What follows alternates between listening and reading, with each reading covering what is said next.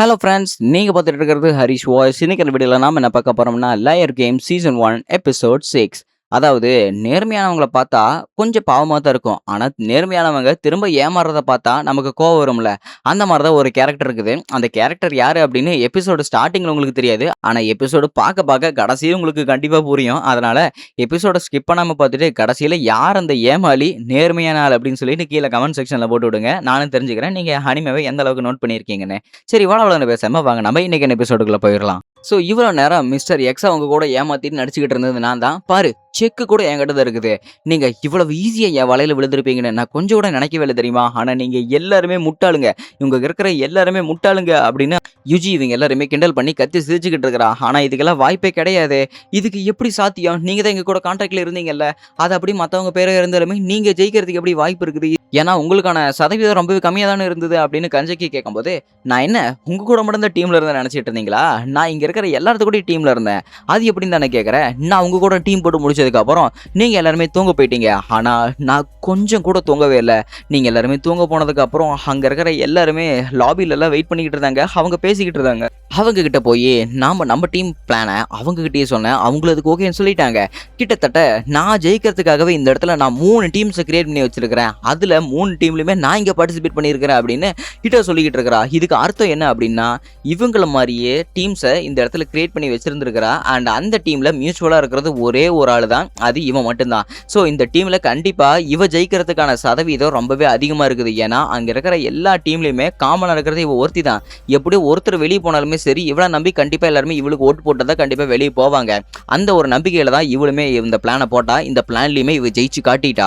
இந்த பிளான்ல எல்லாருமே சேர்ந்து இவளுக்கு ஓட்டு போட்டிருக்கிறாங்க. ஸோ அதாவது அந்த எஸ்னோ சதவீதத்துல இவளுக்கு அட்வான்டேஜ் வந்திருக்குது. அப்படின்னா இங்க இருக்கிறவங்க எல்லாருமே உங்களோட டீமும் தானா அப்படின்னு கன்சக்கி கேட்கும்போது, ஆமா இது எல்லாமே என்னோட பிளான்ல ஒருத்தன் தான். ஸோ நான் நைட்டு அன்னைக்கு எல்லாருமே தூங்குனதுக்கு அப்புறம் லாபியில் இருக்கிற ஆளுங்களை மட்டும் கூப்பிட்டு இந்த பிளானை எக்ஸிக்யூட் பண்ண சொன்னேன். அவங்களே இதுக்கு ஓகேன்னு சொல்லிட்டாங்க. பட் இருந்தாலுமே என்ன அவங்க இப்போ என்கிட்ட ஏமாற போறாங்க. ஏன்னா நானும் அவங்களோட டீம்ல ஒருத்தி, நான் உங்களோட டீம்லயும் ஒருத்தி. 2 பேர்த்துக்கு கொடுக்க முடியாதுல்ல. அதனால இந்த பணத்தை எல்லாத்தையுமே நானே எடுத்துக்குவேன். 1.2 பில்லியன் அது எல்லாத்தையுமே நானே எடுத்துக்க போறேன். அண்ட் பணம் பற்றாக்குறை, அதாவது கடன் வந்தாலுமே என் பேர்ல வராது, இங்க இருக்கிற உங்க பேர்லயும் அப்புறம் என் ரூம்மேட்டு பேர்லயும் தான் வரும். கண்டிப்பா நான் அதில் ஜெயிக்க போறேன் அப்படின்னு சொல்லும் போதே அங்க இருக்கிற ஒருத்தனுக்கு செமையான கோவம் வந்துருச்சு. அப்படின்னா நீ எங்களை ஏமாத்திருக்கிறியா? இங்க பாரு, நீ எங்க கூட கான்ட்ராக்ட்ல சைன் போட்டிருக்கிற, எப்படி ஏமாத்தினா உன்னை நான் சும்மா விட மாட்டேன் அப்படின்னு அங்க இருக்கிற ஒருத்த அடிக்க போகும்போது ஒரு குத்து விட்றா பாருங்க மூஞ்சிலேயே. இவன் அப்படியே மூக்குல ரத்தம் வந்து அப்படியே கீழே படுத்துட்டான்.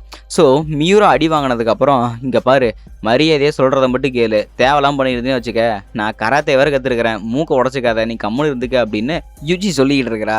ஆடு சரி அவ்வளோதான், கேமும் முடிஞ்சிருச்சு, நான் ஜெயிக்க போறேன் அப்படின்னு அவளும் தற்பெருமைவாதியை பேசிக்கிட்டு இருக்கும்போது, சண்டை போட்டு முடிச்சிட்டிங்களா, நாங்கள் கணக்கு எடுக்கலாமா அப்படின்னு அங்கே இருக்கிற அம்பையர்ஸ் சொல்லிடுறாங்க.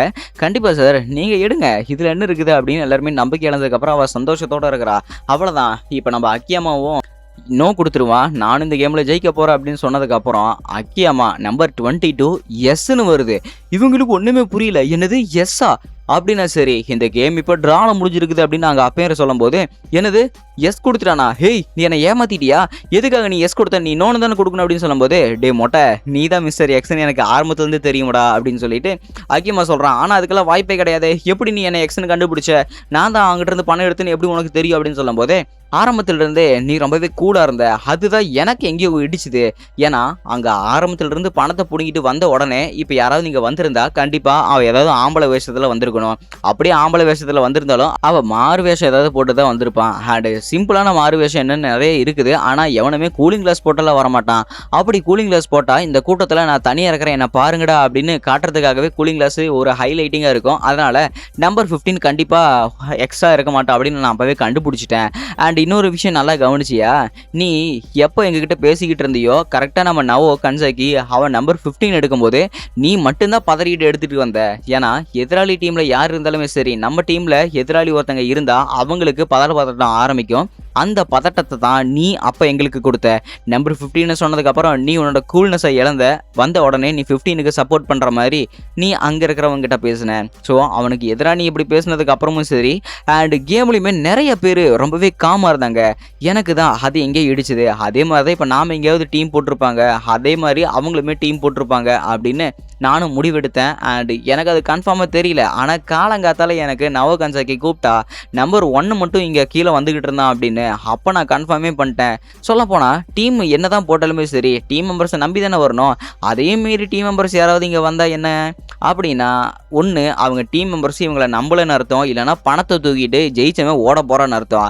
ரெண்டே காரணத்துக்காக தான் வந்திருக்கணும். அப்படின்னா கண்டிப்பாக அவன் டீமில் தானே இருந்திருக்கிறான். ஸோ அந்த டீமில் இருந்த காரணத்துக்காக தான் நான் அப்போ ஃபிக்ஸ் பண்ணிவிட்டேன், கண்டிப்பாக டீமில் எல்லாருமே இங்கே டீம் போட்டிருக்கிறாங்க அப்படின்னு.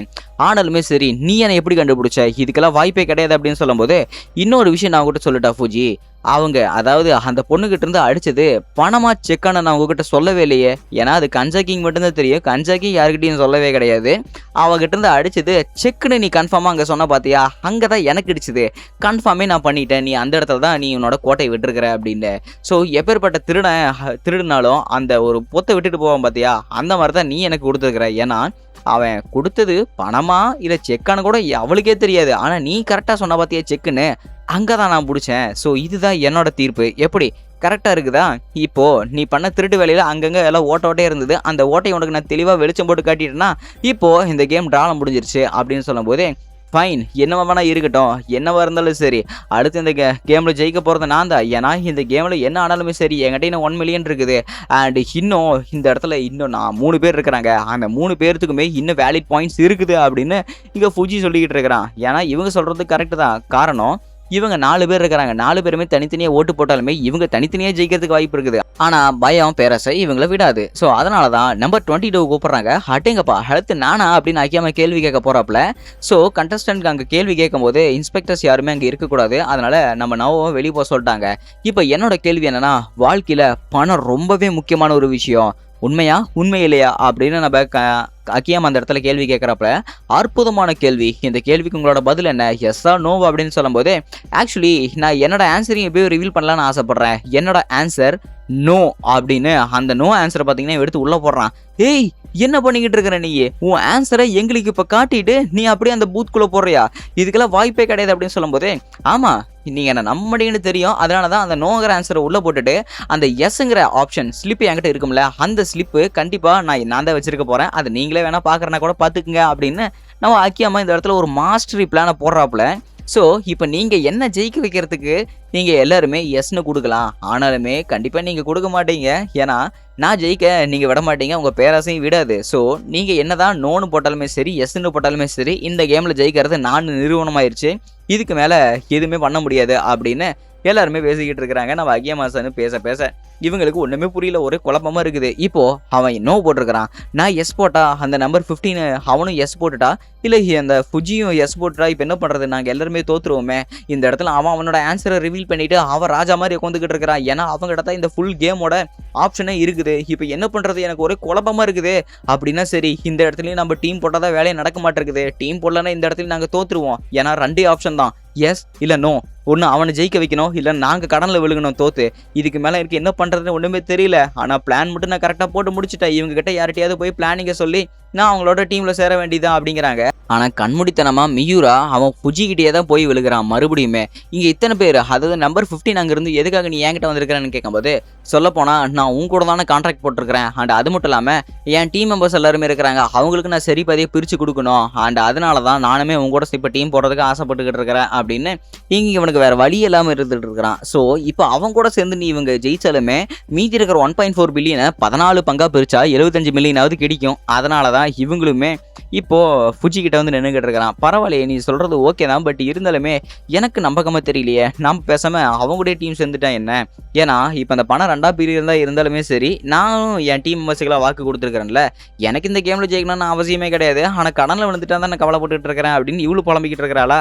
ஆக்சுவலி என்கிட்ட ஒரு ஸ்ட்ராட்டஜி இருக்குது அப்படின்னு நம்பர் 15 அவனே வாலண்டியராக வந்து பேசிக்கிட்டு இருக்கிறான்.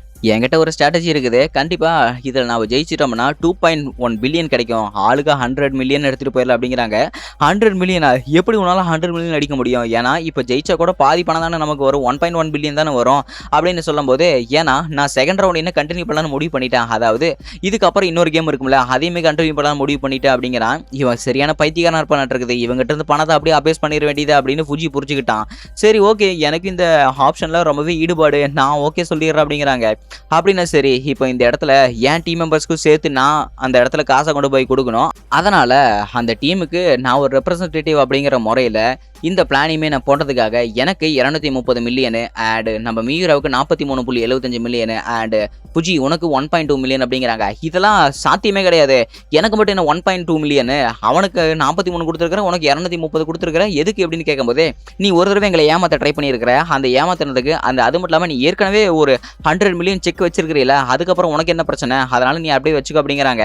ஏன் இவனோட படத்தை வேணா பிரிச்சு எனக்கு கூட அப்படின்னு கேட்கும்போது, நான் எதுக்கு என் பணத்தை உனக்கு கொடுக்கணும், நீ எங்களை ஏமாத்தி இருக்கிறீல, அதுக்கப்புறம் நாங்கள் எங்களுக்கு உனக்கு பணத்தை தரணும் அப்படின்னு கேட்கும்போது, சரி ஓகே அப்படின்னா இந்த கேம் இப்போவே ட்ரா பண்ணிடலாமா, ஏன்னா இந்த கேமை முடிச்சதுக்கப்புறம் நாளைக்கு என்ன பண்ணுன்னு யோசிக்கலாம், அதுதான் இப்போ எனக்கு சரியாப்படுது அப்படிங்கிறாங்க. நான் போட்ட பிளான் படியே எல்லாருமே அங்கே குழம்பிக்கிட்டு இருக்கிறாங்க, எல்லாமே இங்கே சரியாக தான் நடக்க போகுது அப்படின்னு அக்கியாமா ஃபுல் கான்ஃபிடன்ஸோடு இருக்கிறாப்புல. ஸோ டைமுமே கொஞ்சம் கொஞ்சமாக முடிய போகுது.